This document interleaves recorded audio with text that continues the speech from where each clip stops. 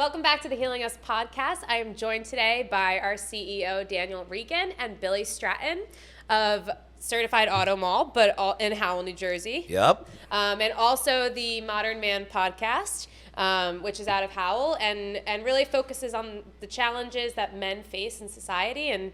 And Billy's super rooted in the community, so we're just happy to have him today. Thank you for joining us. I am happy to be here alongside Danny, who has become a really good friend of mine. Similar timing, we both got super involved in our local community in different capacities, but I always admired a little bit from a distance. And when I found the opportunity to start helping people that needed a little bit of guidance, and all I was able to do was reach out to you guys. And your organization has stood tall time and time again for not just residents in Howell Township, but that's, who I know and where I interact, but for residents all over the state and now all over the country. And, what you guys are doing is nothing short of the Lord's work.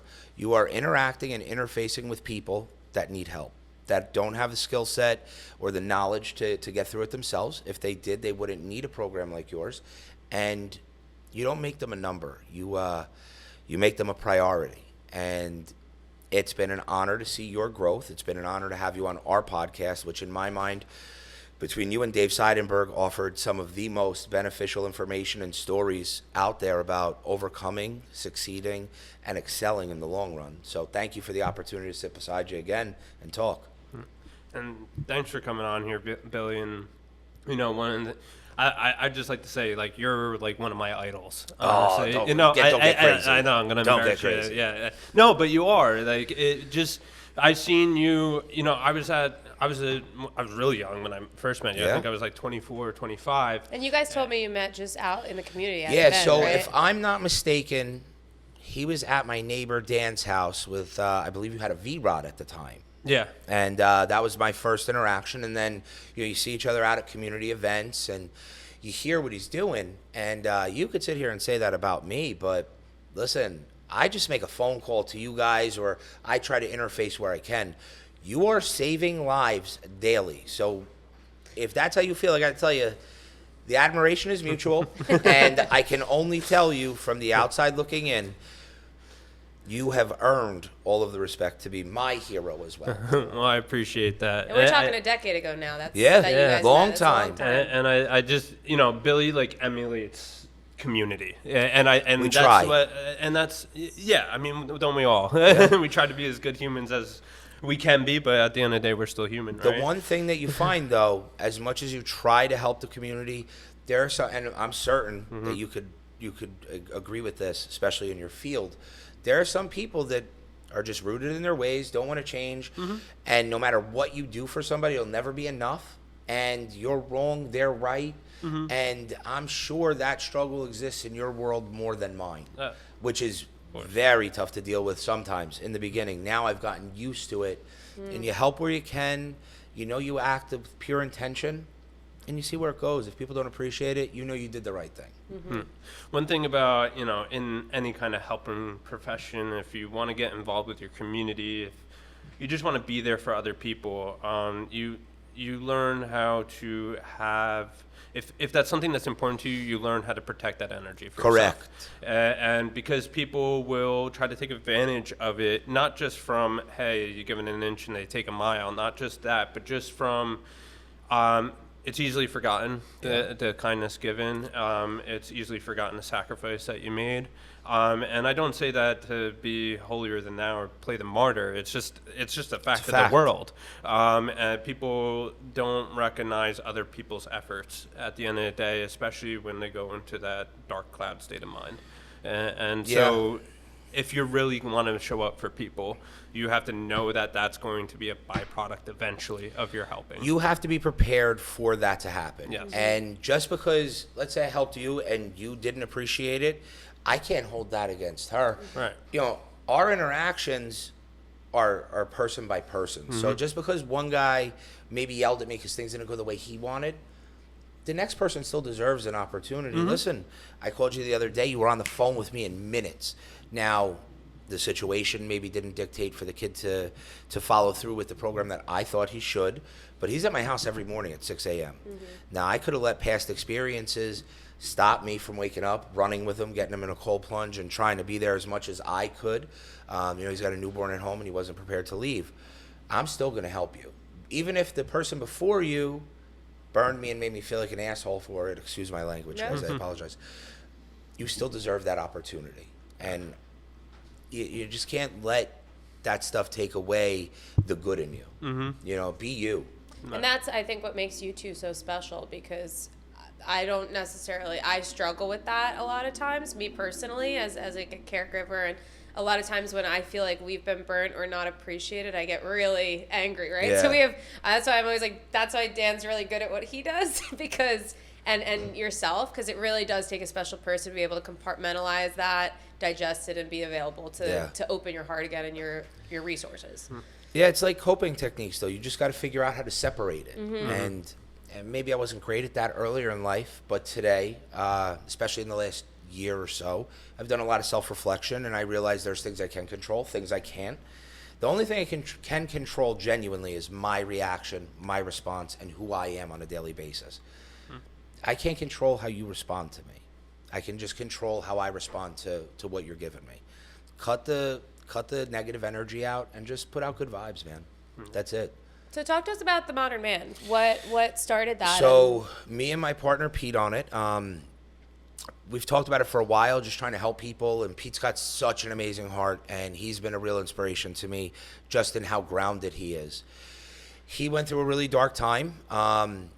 We've always leaned on each other for support. I was going through a tough time. My dad was really sick for a long time, and I was neglecting myself. I wound up with some really bad health issues, blood chemistry-wise. My body hurt. I wasn't listening to my body. I was ignoring it, and I wound up with pneumonia that I didn't know I had. And my wife found me unresponsive in my bed. I was revived and resuscitated. My infection was so bad, they actually thought I had cancer and was being treated when I got to the hospital based on my white blood count. I rebounded, came home, and I said, you know what, it's time to put a little bit of energy into me, focus on myself, get back in the gym, diet, pay attention to my body, and if we can start this and help one person, I'm in. Now, there have been some bumps along the way. We've sidetracked. We've had great value. We've had not great value episodes.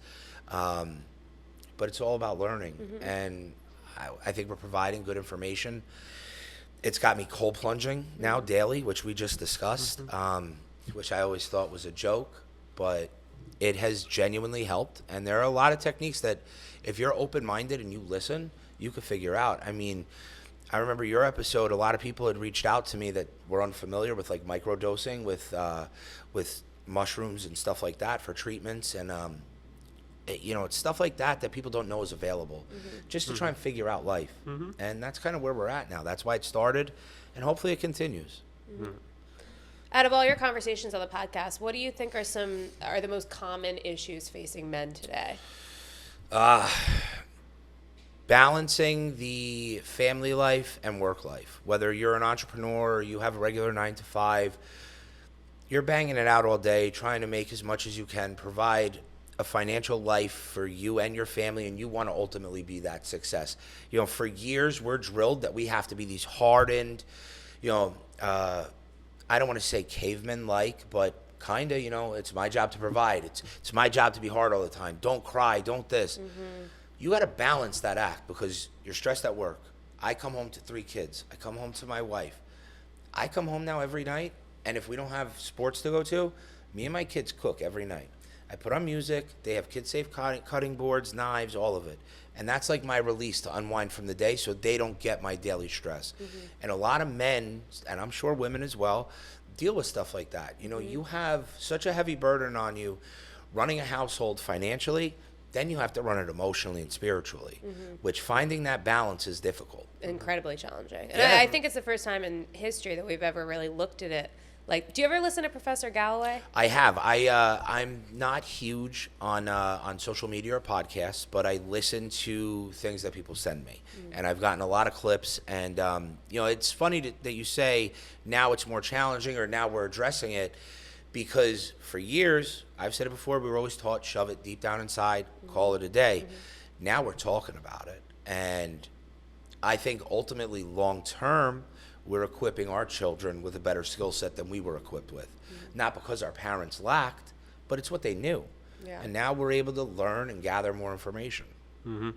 Yeah, and I think this is, people say that our generation has so many problems. The problems are always there. I just think they're being talked about a lot more. And I hope that ripple effect into the younger generation pays off. And I think a lot of it's being seen. I've talked to a lot of restaurant owners and things like that at the shore towns, and they're saying, like, the younger generation, they all want mocktails. Like, they don't really drink, or they come and they leave by 10, and how the shift is happening. And I'm like, that's really interesting, Obviously not everybody, but I thought it was. No, but you guys are at the forefront of that too. If I'm not mistaken, CFC does mocktail events, right?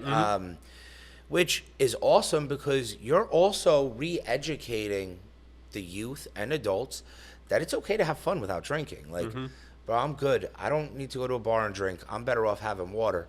If I drink, I usually like to fight. I get a little bit aggressive. It's no fun for anybody. But if I could sit down and have a little mocktail, hang out, no one's judging me because I'm drinking a water or soda, whatever, it's cool. And you're walking that fine line of re-educating and re-teaching people that it is cool to sit there and just be you. You don't need an intoxicant for that. Yeah. Right. And I tip my hat to you guys for that. Yeah, it was really cool, and little plug. But the Watermark in Asbury was like the first club to say. I think they do it only in the wintertime, but every Wednesday was a mocktail day. And we went there for their opening night for, mocktail night. Packed, packed, and it was great. And I spoke to the manager of the Watermark, and he said that it was their most profitable night. Because it's juice. Yeah, you're not really selling anything except an environment it's at that point. $10 juices. Yeah. But it was really great, and I think whenever there's a shift in society like this, there's always chaos before it levels out. Yeah. And there's a lot of shifts going on between the opioid epidemic that we're going through for a long time, still going through it. Now we're the mental health crisis coming out of COVID. This new age way to look at emotional regulation, and you have all these people wanting rights and not rights but acceptance and there's an uproar whenever that is going on, so there's always a storm before it levels out, and I'm wondering how it levels out and how that shifts, because it's going to change the way bars are operating and how they advertise stuff of that nature, which some people don't want to break from traditional ways of going about things, or, hey, I've been doing this for 30 years and it's not working anymore. And I get that. And they still don't want to change. After they acknowledge it's not working right now, after doing it the same way for 30 years, they still don't want to change. Right. And we're it's a shift in their business model, Billy. Yeah, well, and we're on the precipice of people really coming out of the ether as far as what they're putting into their bodies. It's crazy to me. I have a friend who, checks every ingredient on their food. They eat the cleanest stuff ever. But every weekend, they are fall down drunk. So what are you doing? You won't eat certain foods cooked in certain oil and this and that, but you're out banging out, vodka and cranberries or whatever. You're drinking beer, whatever it is. You're telling me you want to have a pure body and be clean and clear for your better health. What about the rest of it? Because it's so much more than just food.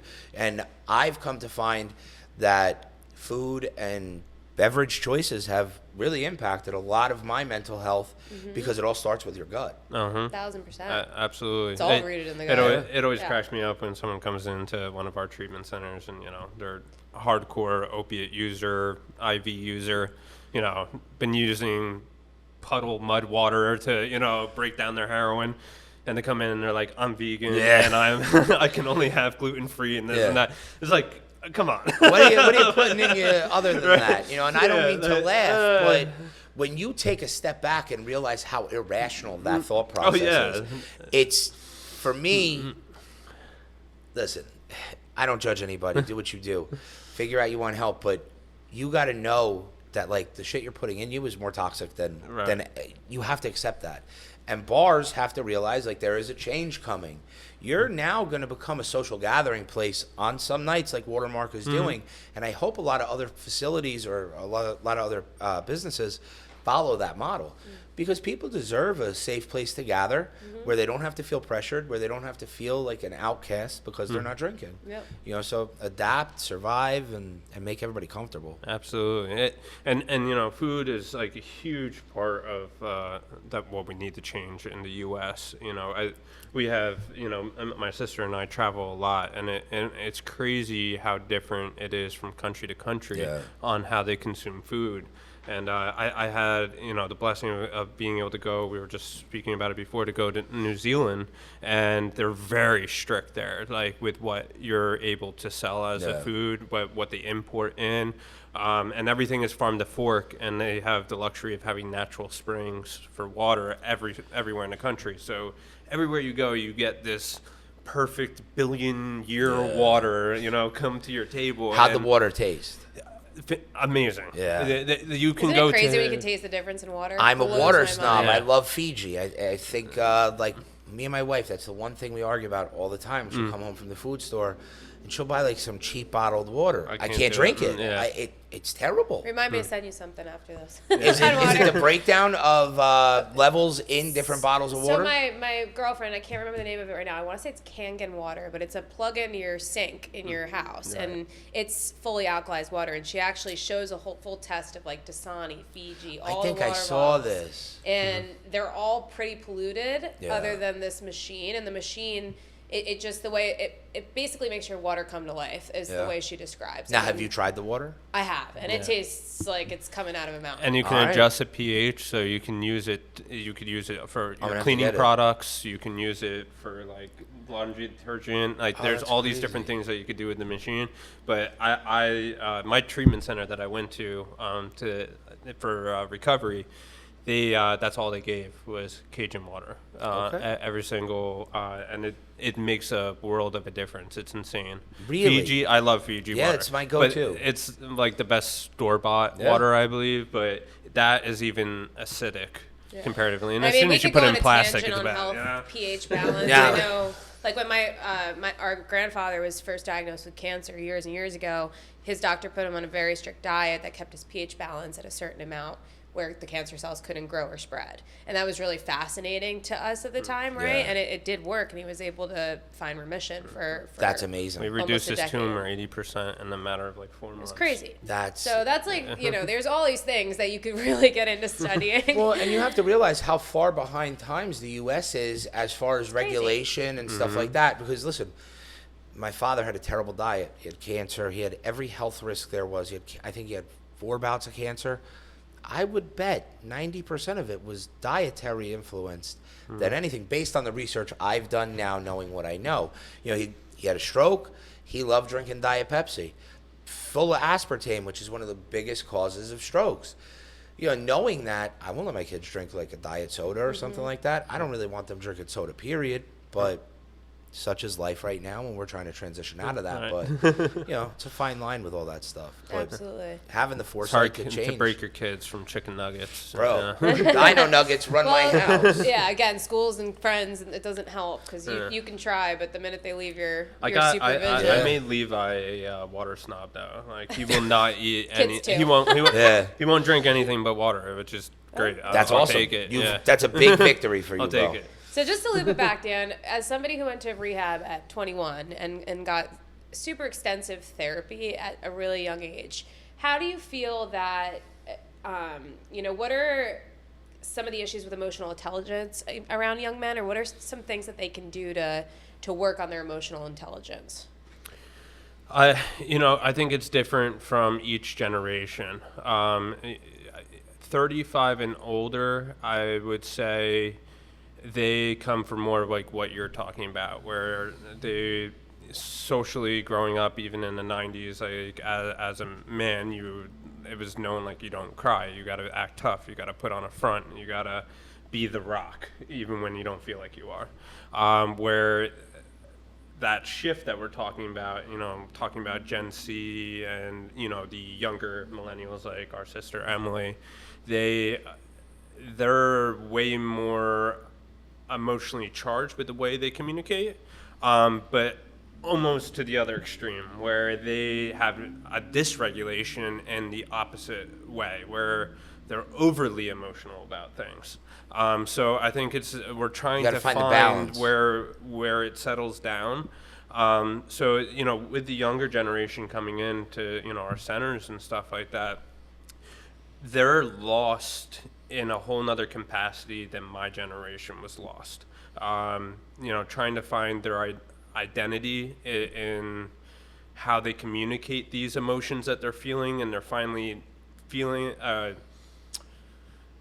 they finally feel confidence in sharing, right? But how do I dial that back and still produce what I need to produce as a productive person in society in general, right?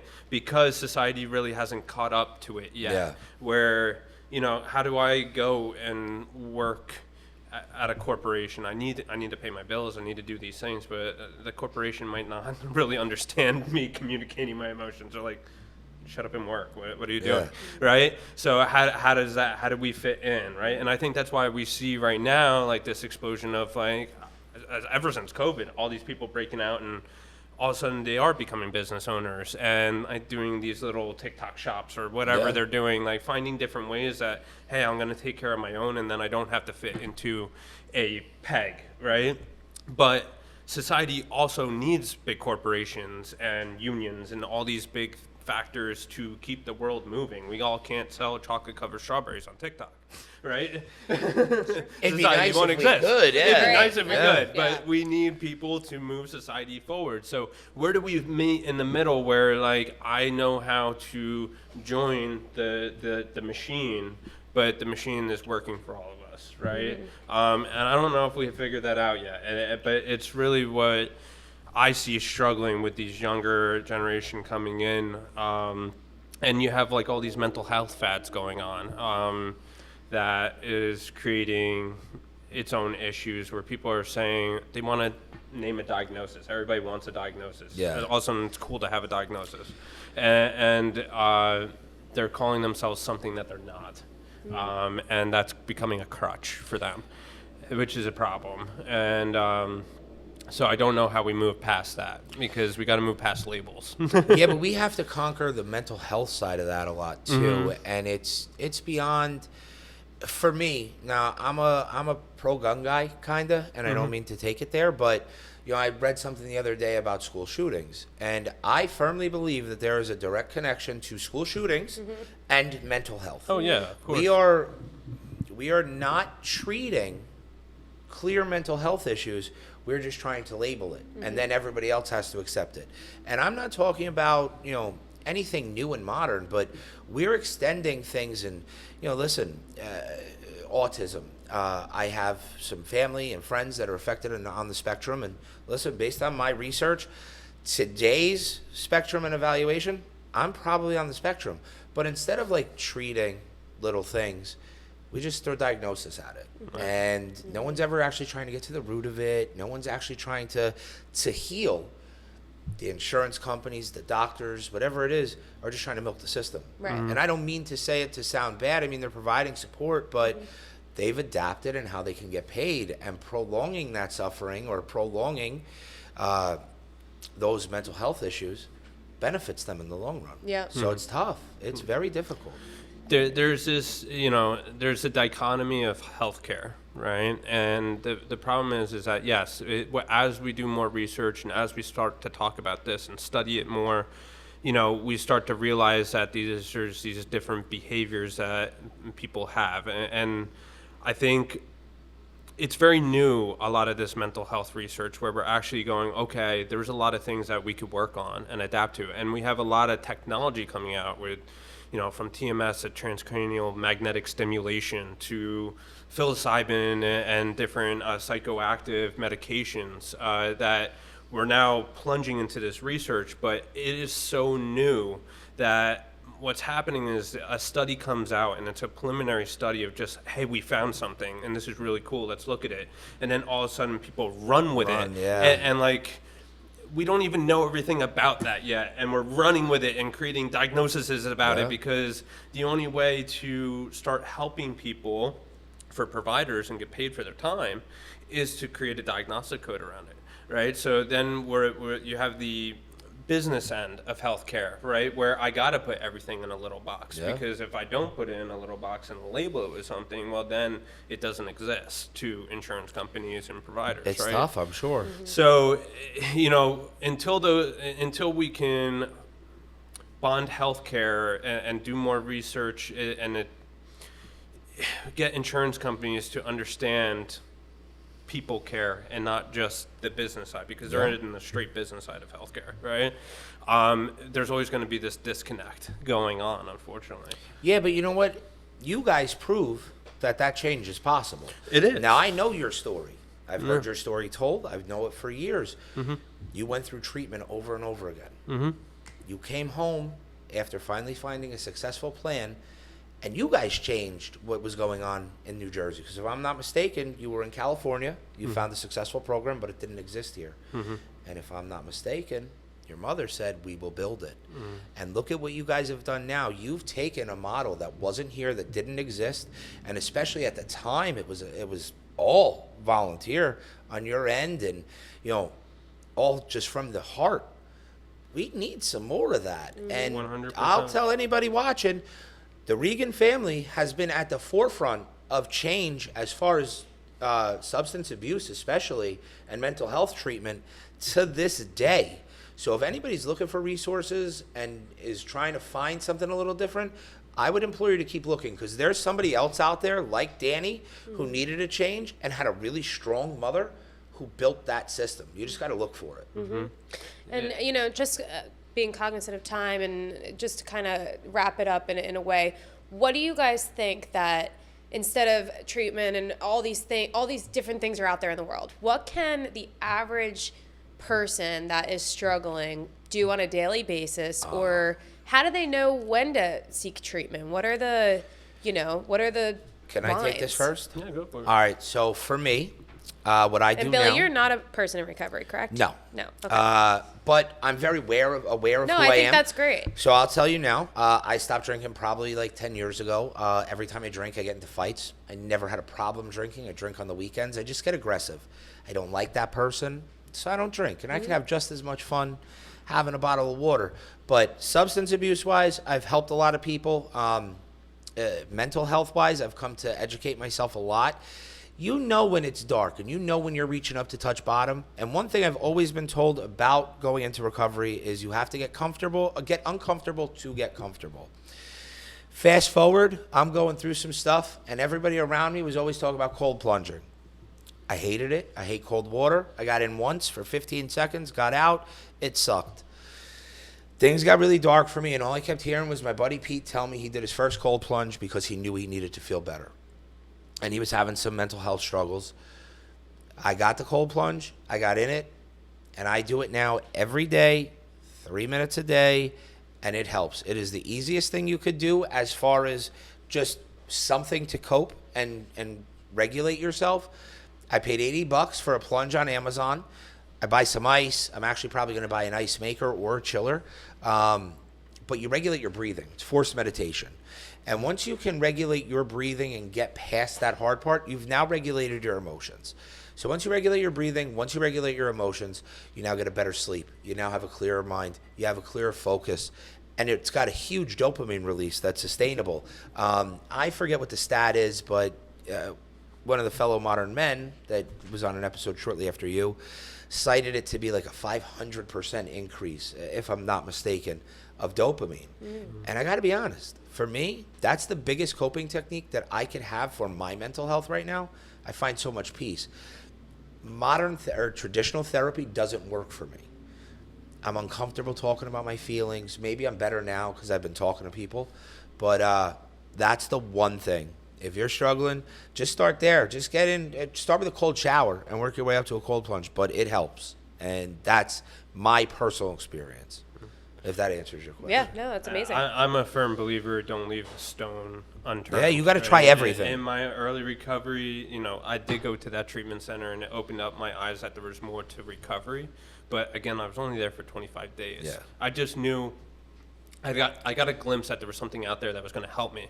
So when I came back east and wanted to find these different paths to recovery, it didn't exist. There was only 12-step available to you. So my mother and I, we went out on that hunt to really figure out what is going to work for Dan. And I was big into Eastern philosophy, all that holistic medicine, cold plunging, And all you that. I was probably exposed at to that it. point just had your first breath of fresh air. Like there is possibility for me to change my life. Right. So I'm sure you immerse yourself even more. Immersed in it. And believe me, I went to Earth Spirit. It was right here in Red Bank, and they had all these classes. There was like learning about fairies, aura seeing classes, weird off the wall stuff that like it didn't really even apply directly to recovery. But I went out and tried it and saw what fit me, what didn't fit me. But I had fun. Yeah. Just discovering myself and like trying something that made me feel uncomfortable, or I would easily just blow it off normally and go like, that's weird, I'm not going to try that.